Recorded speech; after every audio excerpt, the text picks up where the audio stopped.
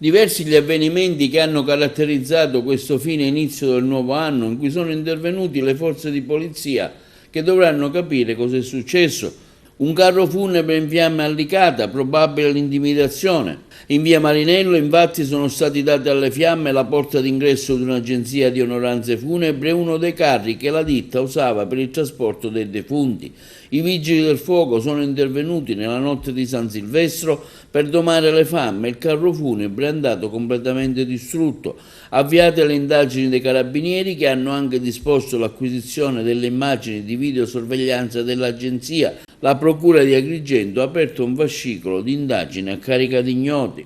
E durante la notte di Capodanno c'è stato un altro atto intimidatorio. Davanti alla porta di un hotel di Palma di Montechiaro sono stati trovati una bomba e un cartello con la scritta "Boom" e il disegno di una croce. A indagare sono i carabinieri di Agrigento, da stabilire a chi ha rivolto all'intimidazione, visto che era in programma un veglione di Capodanno organizzato da una ditta esterna.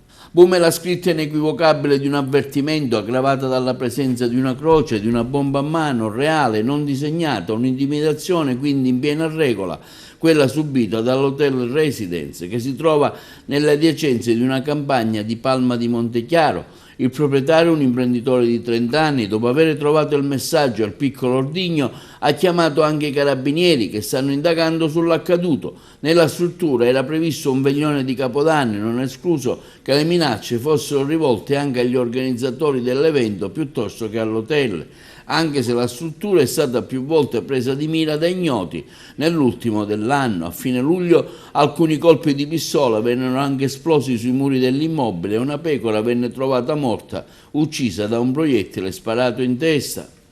Anche a Real Monte a fuoco una macchina, un'auto di grossa cilindrata di proprietà di un impiegato quarantenne lasciata parcheggiata nei pressi di via Recinto. Le fiamme nella notte fra venerdì e sabato sono state domate dai vigili del fuoco del comando provinciale di Agrigento e sul posto sono accorsi anche i carabinieri, che si stanno già occupando dell'attività investigativa. Le cause, la scintilla iniziale, non sono risultate chiare. Informalmente gli investigatori parlavano di cause in corso di accertamento. L'ipotesi investigativa privilegiata, e però non sembrerebbero esserci dubbi, è quella dolosa. I militari dell'Arma dei Carabinieri, come sempre avviene in questi casi, hanno già sentito il proprietario della vettura, un impiegato di 40 anni, ma non filtrano ancora dettagli di sorta.